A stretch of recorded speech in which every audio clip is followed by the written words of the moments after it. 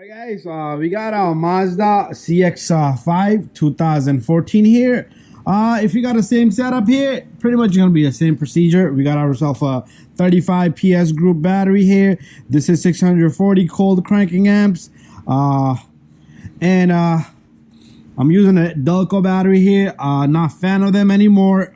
Had trouble kind of bit, but that's all I could get in my area. Anyways, battery has a positive and a negative.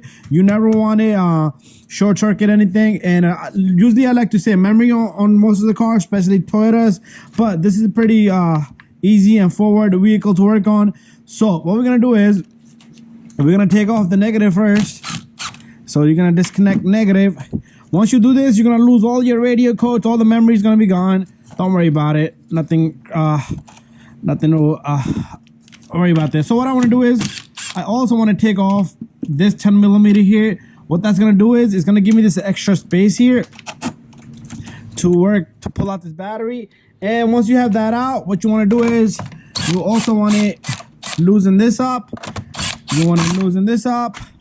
And these are little hooks. These are just hooks that go down there and just grab on. Same thing here. Just try to keep it same direction. You see how the hooks are facing that way. So what I like to do is just leave it just like that. That's fine. And what you want to do now is you want to loosen up your positive here. So there's not a lot of space on this.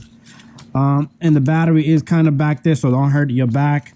And get help if you need. And you see this? They leave you barely any space to work here. And what we need to do is pick up this battery and put it on the ground. And then we're gonna take that battery and put it back. So make sure these terminals are same way.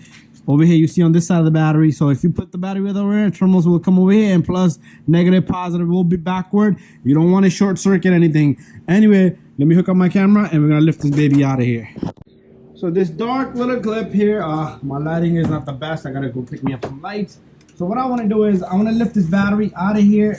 So it does have this little cover on top, and this terminal is gonna bother you. So just take your time and struggle just like me. Get this guy out of here. Let me see if I can get the cover out of here first, prior to the battery. And if I get the cover out of here, then the battery should be no problem. So to get this battery out, it's just gonna be magic work. Try to tilt it like that way. Don't tilt it all the way because it does have acid in there. So if you see any liquid, make sure you have gloves on. Another thing I would recommend. So you see how that got the battery in this direction? This is gonna be the easiest way for you to get the battery out. You see what I did? I've used the terminal to hold it. So this is out of here, and we're gonna grab the new battery. Same way, okay? Same way. We're gonna try to get this thing to go in slowly and put my hands. The negative is gonna bother us now, and the positive is gonna bother us now. But once you get it in there, you just want to tilt it back over. Make sure you don't stretch any cables, lines, and you don't yank anything. Don't want any headaches. Okay, so that's out. The battery's in, and I can't find my negative there. There you go. Okay, so next we want to put the cover on. This cover goes on just like that.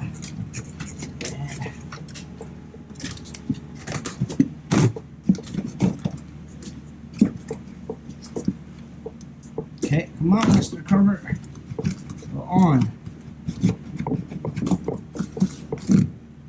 And what happened to my light? My light just thought it cut off on me.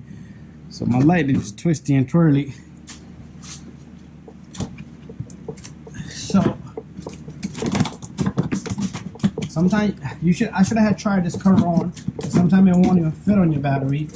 But okay, it did fit on it. We're good here. Okay, we're good. So it does give a battery a little bit of it's like a little jacket for it. It keeps the heat out and does help a bit. So I'm gonna get my camera now. So pretty much you saw how I pulled out the battery and put the new battery in. So what we're gonna do here is we're gonna put the positive in first. We're gonna go according to what people have been telling me, criticizing me on. But it is electrical component and you don't wanna make sure your battery sits properly. We'll switch hands, and what we're gonna do is we're gonna get the positive on, make sure the positive isn't all the way. And I'm gonna slug it a bit. Okay, spinning from the back end. So let's get the back end in and slowly make sure it's nice and tight. It doesn't come loose. And now you do have to take off these little plastic. I took that off the positive, so the negative one is back here. Okay, if you need to twist it, you can just twist it off and it comes off. And make sure your terminal is clean internally. Sometimes this battery is pretty clean, but sometimes it's corrosion that would make a bad contact and you will have issues there. So then negative is on, and don't forget to put this side on.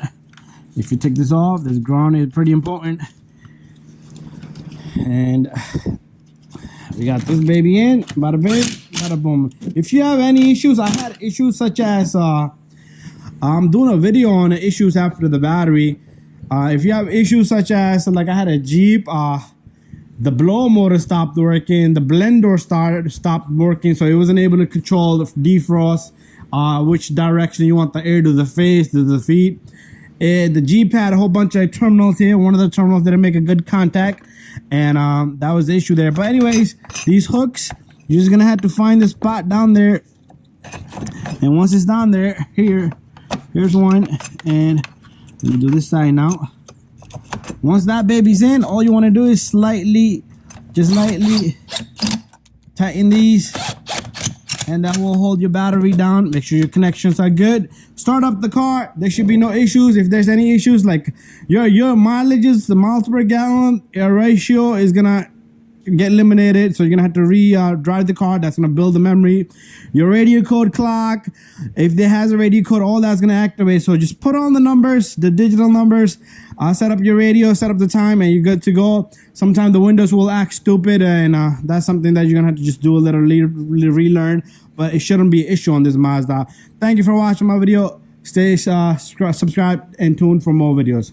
Peace out and bye bye. Sit safe. Do got videos on brakes, front and back. Do got videos on water pump, belt, whole bunch of stuff on this guy. Thank you for watching.